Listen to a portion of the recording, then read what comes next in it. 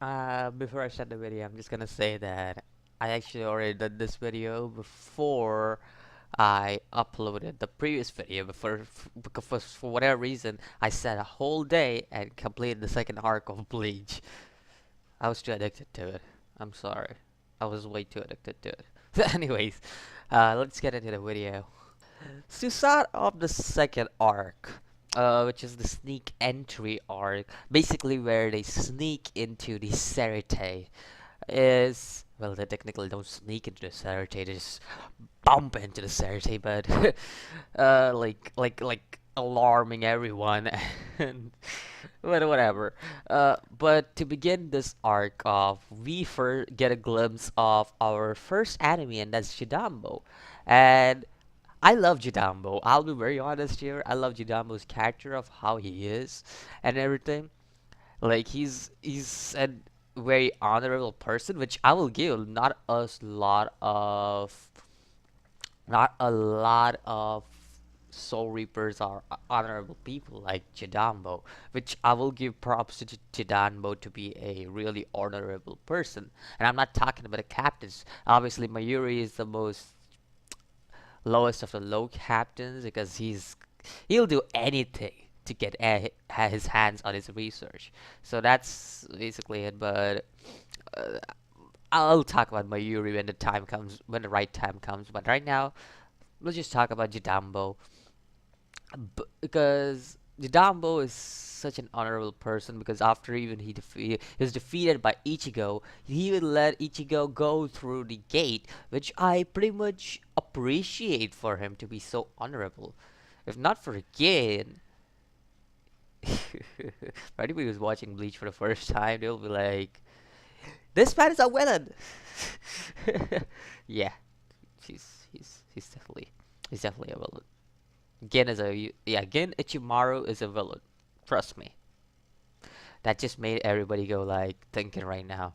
Is Gen really a villain? Like for anybody who hasn't watched Bleach right as of right now, they'll be thinking right now, is Gen really a villain?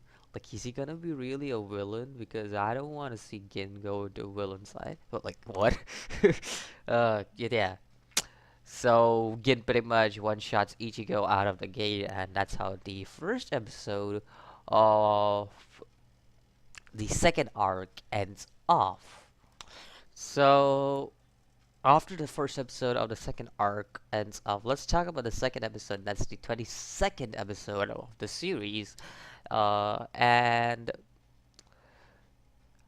I like as of that point when Ganju was introduced in the series, and Ganju was supposed to be this big fat dude. Yeah, that's the best explanation I could have come up with. Ganju's supposed to be this big fat dude. Okay, okay, son. Okay, that's the best explanation that I could come up with for Ganju. But basically, Ganju showing intelligence that can beat Ichigo and everything. I think so. That's far away from what Ichigo could have done at that point. Because if the Ichigo took that fight seriously, I feel 100% that Ichigo would have easily defeated Ganju at that point because of how strong Ichigo was. Like, let's just see. He's able to take on Ikkaku out of all people. And Ikkaku is no joke, let me just tell you, because of how strong he gets later on with this. But even before that, he was no joke. So it just shows that how strong Ichigo has got in this time period and time frame where he was training with Urahara and everyone. So yeah, it just shows how powerful Ichigo had gotten when he fought Ikkaku, which I'll get into later. But like in my opinion, when he was going up against Ganji, if Ichigo would have taken that fight seriously, he would have seriously injured like Ganji really badly, and I guarantee that because of how strong Ichigo was. But they had to get this comedic moment relief kind of thing, and I think so it's also because I love the chemistry between Ichigo, Ganju, and Hanataro, a character that's introduced later on, which I'll get into. But I really love the chemistry of these three people because the comedy is on point when it comes to them. Like they are on point with comedy, and I wish they had more like together screen time, which I don't think that they have unless it's a filler arc. Because I don't remember. of the filler arcs that well. The only filler arc that I remember are the Bound arc and the Zanpakuto revival arc. They are the only two filler arcs that I actually remember well. Like that's pretty much it. So unless that's the case, I don't know. But anyways, getting back to the topic. Now, episode 23 introduces a beautiful woman in it, and ah, she's my second Bleach waifu. I don't know about you guys, but if I had to pick up, she's definitely my second Bleach waifu, and that's without any doubt Kukaku. Yes, she's my second one. And she is pretty badass in her own ways. Even though she doesn't get that kind of screen time as other people, in my opinion, as a support character, she is pretty badass in her own ways. Like, I like Kukaku in a lot of ways. I love her in a lot of ways. So, yeah. Yeah, so Kukaku is introduced, and pretty much we come to know that Ganju is pretty much Kukaku's brother. uh, little Ganju. And he also comes to know how dangerous Kakaku is when she just blasts off her own place to stop Ichigo and Ganji from fighting. It's a funny sequence because I really love that sequence. Uh, Other than that, we see that like I'm gonna go through this race to this really quickly because I don't think that there is anything important that I will miss. If I miss, I'm sorry, but I could go really quickly through this next two episodes that happened. Pretty much Ichigo uh begins to master his to control his soul that's all spiritual pressure. There we go. He basically masters to control it because that's what's needed to basically go and create the ball. I don't remember what it's called. The ball is called, but basically to create this cannonball made of spiritual pressure or from that's basically made from seki rock. I think so. Is that what it's called? I'm sorry, I'm not that well versed. Even though I've watched Bleach like 4 to 5 times now, I'm not well versed in Bleach. Like, come on, my dude. I don't know what to say. But yeah, the cannonball, basically how Ichigo forms it and everything, and shows like his spiritual pressure, his spiritual presence, his power is overwhelming. It shows how much greater his power is compared to the other people already, like Orihime, Chad, and Uryu, like all these people around. It shows Ichigo has the most spiritual pressure out of all of them. And if anybody doesn't know what spiritual pressure is, in the last video I explained what I think so. I explained what spiritual pressure is. So if I didn't, I'm sorry, but basically it's your key, is the key and chakra of this world. Basically, that's basically how I would put it. So yeah, that's pretty much it. And then pretty much the launch out in the wild. That's basically how this whole thing ends. This whole ordeal ends. But there's one interesting thing that happens in this certain pattern of 2 to 3 episodes, and that is we come to know about what happens, why Ganju hates Soul Reaper, and basically what it means to him. It's basically because Ganju's brother was killed by a Soul Reaper.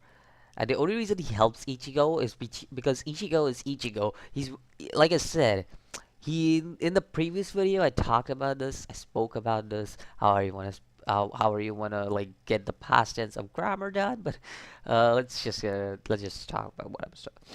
I completely forgot what I was talking. Oh yeah, I spoke about how Ichigo in the previous video about how Ichigo is kind of a kind and gentle person, but at the same time he's also a person who will fight for what's right. So yeah, that's the reason I think so why Ganju had like he had grown towards Ichigo and why he's trying to help Ichigo because Ichigo is that type of person. So yeah. Yes, I also remember one of the biggest things during this ordeal of episodes like two episodes that happened, there was the captain's meeting, and this was one of the coolest moments in my opinion in Bleach because of how intensifying that whole meeting was. Because like everybody was putting Gin under like suspicion and everything, and everyone was looking at him like there like he's some kind of big bad dude and everything. And I loved that sequence, how it was for what it was, and it was great. Like it was great and intensifying in my opinion, and that's what made that moment a cool moment in my eyes personally because of how intensifying the pressure from that sequence was. Because Gin were how would Gin get out of this situation? That's what everybody was dumped in. Because like everyone was like, damn, that like like everyone was like, Gin has done some nasty shit and he's evil and everything. Like it was such a intensifying moment for us because he even gets contact with Aizen and Tashiro watches them both. It's like, hmm, like what's going on here? Like why is that happening and all that? And it's great. It is a great sequence just in general. Let's just put this simply that because of Ichigo's spiritual pressure, everybody gets separated from the spirit ball. We also come to know that Rukia's uh, death sentence has been its date has been moved up, so she moves towards the repentance cell, and which is pretty much the cell where they a soul reaper watches the I forgot what it's called, the phoenix. I forgot what it's called, but it's basically they watch their that thing, that weapon, and they repent for their sins. That's basically what it is. Alright, this is the part I want to talk about the most. The fight during the Soul Society arc. Especially the starting fight of the Soul Society arc. And that's Ikaku versus Ichigo. The starting main fight, I mean. Not the fodder fight between Jidambo and Ichigo, but rather this starting main fight.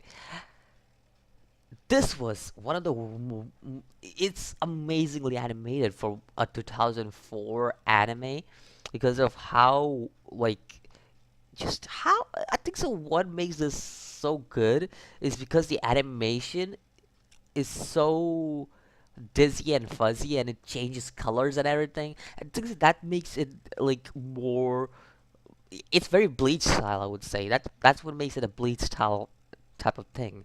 So I love this animated fight because I didn't expect like coming years after so much of time and just like coming back to this fight and being like watching this fight and just like watching Ikaku basically go up against Ichigo and still enjoy this fight to an extent, be like praising it. I'll give that because at first when I saw Ikaku, this is my first impression, like first time when I was watching the series and I saw Ikaku, I was like, it is a comedy relief character. There's nothing like there to be really worried about him and anything. But when he fought Ichigo, it was a pretty cool fight. And he also gave Ichigo warning about Kenpachi, my personal favorite Bleach character, and he's a badass. Let me just tell you that. Like he is just a complete badass. Nah, I'm not gonna talk about much about Ganju and the other guy's fight because that fight was just Ganju most of the time running away, and when he just doesn't run away, he just does something like some kind of spell or incantation or something. So not spell or incantation. Yeah, it was a spell, right? Yeah, he dug the sand and stuff, and yeah, it was kind of a spell. So whatever. But yeah, I'm not gonna talk about that fight because that fight was just boring to me because of how much time it took. Just Ganju running from left to right and everything. It wasn't fun. But you know what fight was fun? Uryu against I forgot the guy's name, but he's Jidambo's brother. And unlike Jidambo, he's a complete opposite of him. He's a coward. Unlike Jidambo, who's a very honorable person, this his brother is a coward, and hence why he was trying to attack Orihime. Why does Orihime need to keep getting in the way? This chick basically said she hesitated to actually attack. She was like, go. Sabaki basically has, yeah, she hesitated to attack. Like what? What? Like this is why I get annoyed by Orihime because half of the time she does shit that's like you don't make sense. Why you would here if you don't wanna attack people? Like come on, my dude. This is so bullshit. Like and this is where Orihime's rescue parade comes in because Uryu basically saves her about 3 times in a row. This just shows that how much Uryu has to save Orihime. Not Ichigo, come on. Like Ichigo obviously has to save her later on, but that's way later on. But Uryu saved her 3 times right now. Uryu, come on. This is why like it's just like Orihime is just I feel so disappointed whenever we look at Orihime. It's just like female protagonist in shonen. Like that's my first expression. Like, nah, is this really what female protagonists were back in the day? Even today, actually, like I don't see many female protagonists being that well adapted. Like I said in my previous video too, the only female protagonist in today's day and age who I feel like has done something, they are like basically Vanessa and Noelle from Black Clover. I'm talking about today because if you want to take like early 90s, there was a female protagonist and that was Miyu from Kenichi. So yeah, but like female protagonists in shonen were like they were so bad. They were so badly written. Like I don't know what to say. Like I said, like Orihime in my personal opinion is worse than Sakura because at least Sakura did something. She at least fought Sasori, but like this Orihime, what does she do throughout the series for a female protagonist? Come on, dude. Like, Jesus. Now, again, I say I love the chemistry between Ichigo and Ganju and Hananjiro. Like the first time they meet, it was like, huh? What? Like they basically had this guy on the blade and all told all the Soul Reaper like, yeah, we gotta kill him. Back off. And those guys are like, yeah, go ahead, kill him. It's like, jeez, merciless, Jesus. Like what the hell? Like that was such a cool scene in my opinion. Like it was such a funny scene for me to actually go forward and laugh. Not gonna lie, I really enjoyed that.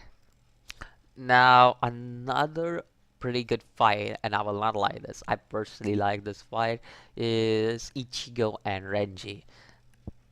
Pretty good fight in my opinion this one was. And it was well adapted, well played, the score was on point when it came to Renji's defeat and how Ichigo basically took him down, and it even shows a reason, a justifiable reason to why Ichigo could take down Renji.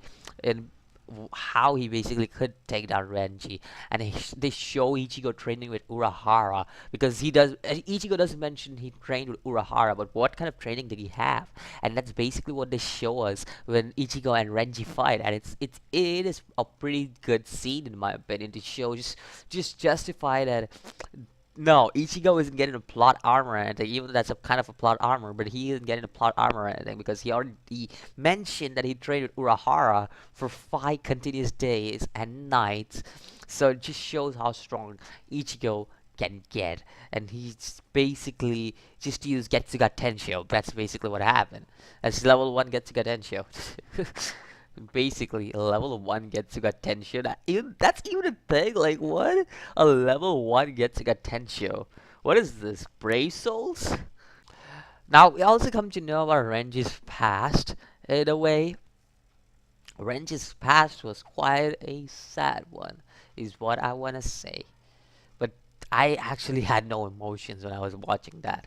For real, like I feel like I should have had any emotions watching that, but I actually didn't feel any emotions. Maybe it's just that Renji as a character didn't grow on me because of his personality. Like his personality changes like every episode. That's why I'm like, I'm good. Yeah, personality changes every episode. I'm good. Like that's I think that's the reason why I didn't feel like Renji and Rukia's backstory was that attracting to me. So I don't know. I don't know. Maybe that's the case or something. It's just like, but it does justify the backstory of Renji. Does justify for who he is because he's afraid of himself. He's afraid of growing. He's afraid to take his fight with Byakuya and get back Rukia, basically, because Rukia was undertaken by Byakuya for obvious reasons, and that's revealed way later on in this arc. So yeah, it's like, no, I'm kind of.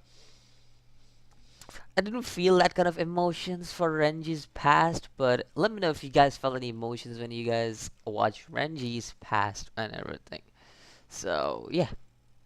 Now, there is one interesting thing that happened after the Renji fight, and that Ichigo got his hollow mask. And this is indicating to something that's going to happen in future, which I will discuss when I get into the third arc, basically. So, let's talk about what happens the next episode, that is and the end of this episode, that is episode 34 and 35. And it's basically that Aizen dies. Okay. I mean, at that point, the first time when you see him die, it's such a huge deal because everybody thought that Aizen is a character who was gonna get killed. Like everybody knew that it was gonna happen, and the reason I say that is because he was built up to be the character who was supposed to be killed. Like that's basically what everybody saw. And yes, I have a smile on my face right now because I already know what's happening. For anybody who's just starting the anime right now, they'll be like, yeah, it is. It was already indicated that he's gonna die. But that was such a big deal because nobody knew who killed Aizen. Everybody when they were watching Bleach at this point, they were like, Aizen was killed by Gen, Aizen was killed by Toshiro, Aizen was killed by the head captain. Like there was where all kind of theories floating around because it was just the start of it. Like just to start the bottom line of it, of what was gonna come in future towards us. And this is when a character I liked for a while became a character that I began to dislike, like Orihime. And that's I'm talking about another female character in this series, and that's Momo. I would say like I started disliking her on this particular episode because it's justifiable for what she does. Basically, like our own captain died, and she had to do something. She thought that Gin killed her because of Tashiro's warning and stuff. So it kind of shows that, but this is where it gets too stretched out for her, and I feel like I start disliking her in the future, which I'll get into why. But as of right now, I don't dislike her. It was just a start, a pinnacle start for me. Like, really? I'm all right, all right. I'm like that's that kind of expression I had on my face when I was first watching Momo do the action she did in the episode where Isaac dies and fight Izuru. It's just like that. So yeah, and yeah, it's cool to see Toshiro just giving Gin a warning. He's like, "You better stay away from Momo," basically showing that he loves Momo and everything. But it's like, it is so like Momo's character just becomes so bad in my eyes later on. It's like, stop, please. I don't want this. Like, I don't want her character. Let her go back to what she was. Like, why is her character like that?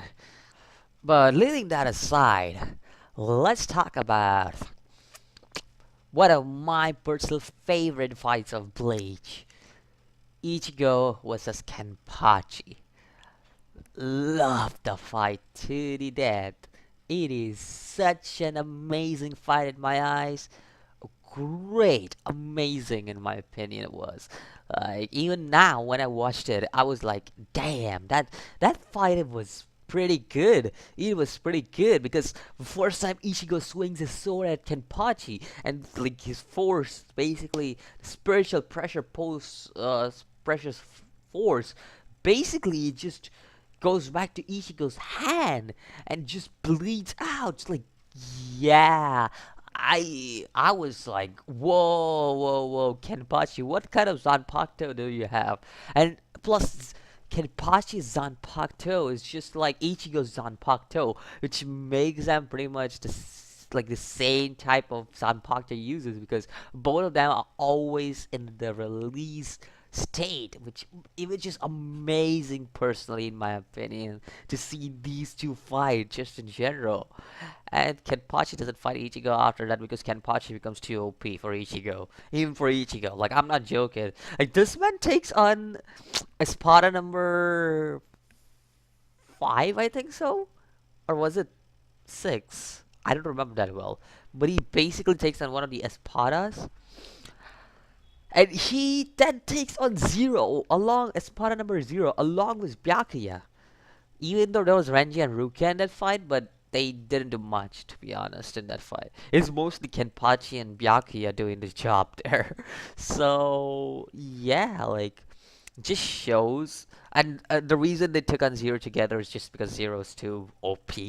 So, yeah, it just shows that how strong Kenpachi gets on later on after this fight. Like, he literally gets so strong, it's like, wow, give me a break with you. Just like, Jesus, you're stronger than Ichigo right now, like, my dude. And no wonder he doesn't fight Ichigo after this because she's strong. I don't have anything else to say. He's just strong.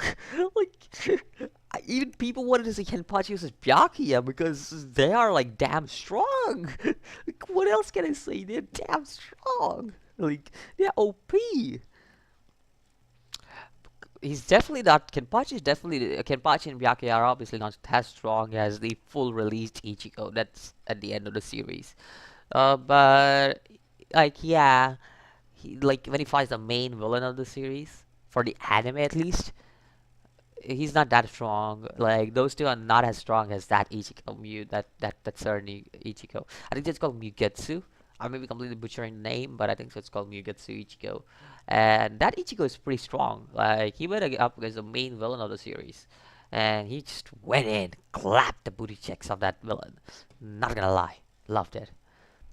Well, the first time I saw Chad and Shusui fight, I think so. I think so. His name is Shusui. Correct me if I'm wrong. But when I saw them fight, I was kind of disappointed because I expected Chad to put more resilience against Shusui before going down, like Uryu puts in against an obvious opponent, which I'll discuss in the next arc. But it was kind of disappointing to see that because Ichigo was hyping up Chad and everything. He was like, "He's somebody who will never be defeated," and all that stuff. It's like, he gets polarized every time now. Which I'm disappointed because I believe with all my heart that Chad should have been somebody who could have kept on par with Ichigo and like fought with Ichigo besides him, just like other Soul Reapers do. I personally think that like Renji, Rukia, and all these other people who fight alongside Ichigo, I felt like Chad should have been something like that. And I feel like Chad should have got a hollow form because he does speak about his power being close to hollow. So, yeah. You know, when I saw Ichigo like die out of Kenpachi's hand and everything, technically die, technically die, and get a plot armor booster, I am not a big fan of that one. Because personally, Ichigo just got a complete plot armor booster there. Like, he does scratch Kenpachi and just dies, comes back to life. Technically he dies. No, I'm not saying he dies completely, but technically he dies because he was dying basically. So like, he gets a complete booster and everything. He's like, Zangetsu, let me my strength and everything. It's like, plot armor. This was where Bleach started using plot armor because up until the Renji fight, There was justifiable reason to why Ichigo got strong. But yours where it just uses plot armor, like, yeah, you know what? Let's make us meet you White Zangetsu and basically go up against him because plot armor. That's basically what that whole sequence was. Plus Kenpachi, who literally modded Ichigo, okay? And Ichigo gets a boost. That's all right, okay? But he was to keep up against full powered Kenpachi, and I was like, yeah, okay, is that all? Really? I was disappointed with that fight personally. Even though that fight was great and everything, like it felt great to watch that fight. I was disappointed by the ending of the fight. It's like, really? Even the Kenpachi defeated Ichigo. That should have been a very easy victory for like Kenpachi. Kenpachi took a lot of injuries while fighting Ichigo. It's like, really? Really? That's how it's gonna be? Really? It's just like, jeez. He and the Kenpachi again. Kenpachi won that fight without any doubt because he was the last man standing, and then he fell. So yeah, Kenny won the fight. Ichi, please fight Kenny again. Oh, that's bad. Sorry, I'm being cringy. All right, let's finally talk about what I wanted to talk the most about this arc. The ending of this arc. When Ganju meets Rukia, he without any doubt sees her and he's like, yeah, she's the one who killed my brother. I'm gonna leave. I'm not gonna go with her. I'm not gonna rescue her and like, she deserves to die and everything. Understandable. But my dude Hanataro, he steps up. He steps up, and I'm like, wow, you actually stepped up. Props to him. He stepped up against Byakuya. It's like, okay, and even Ganju stepped up then, and Ganju went up against Byakuya. I will give props to Ganju for going up against Byakuya. It's like, okay, all respect deserves there. Like I will give the respect for him, even though you're not as strong as Byakuya. To stand up against him, it's a great response, and shows he's not a coward like others, some others. Yeah, I'm referring to Uryu as someone. But yeah, and that's also the first time we see Bay. Yeah, Bay. We're talking about Bay. Yeah, there is only one Bay in the series, and that is the beautiful Bay. That's Yoroichi. She's Bay. Don't at me if you want to come at me with saying Yoroichi is not Bay. Yoroichi's Bay. Come on. Yoroichi is complete. She is the complete Bay you want. Like, come on. She is she's a pussy and a woman. That made completely no sense, but it works. A pussy and a woman makes complete sense. Ah, jeez. But yeah, let's get back into the topic about what I was talking about. Ichigo versus Byakuya. It shows that how much Ichigo has finally grown because everybody could sense Ichigo's pressure. Even Rukia and Byakuya and even Ukitake who was out there, and all these people could sense Ichigo's pressure and how much he had grown from Kenpachi's fight. And his spiritual pressure was almost at that out of a level of a captain, like a beginner captain, I would say, like not like Byakuya level captain or like Ukitake level captain or Shusui level captain or any other Soifon or Mayuri or any other captains you want to take. Toshiro, like nowhere near there because he obviously still has to master a lot of stuff, like a lot. So yeah, basically, but he did go up against base suppressed Bakugo. Bakugo? What? Suppressed Bakugo? Where did my hero come in, Bleach? Okay. Suppressed Bakugo. I meant to say suppressed Byakuya. So he did have to go with him, against him, and he did keep up with him pretty well. The only reason I think so he was unable to go up against Byakuya was because of his Senbon Zakura, and Senbon Zakura is pretty cool.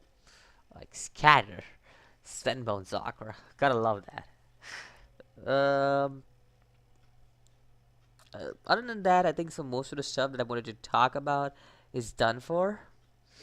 Uh, Coming up next time, we will talk about the next arc, and that's the actual rescue arc, and that's literally called Soul Society Rukia Rescue Arc. So yeah, the next time I come around, we'll talk about that arc. Personally, it has one of my favorite fights, and that is also one of my favorite moments throughout all Bleach. I'll give that too. So yeah, let's talk about that one next time when we come around.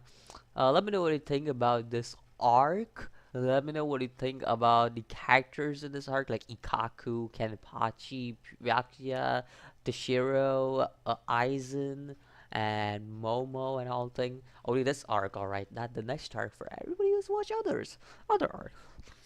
But yeah, that's pretty much it for this arc. Also, let me know who do you think is Bay, because there are so many people to choose from.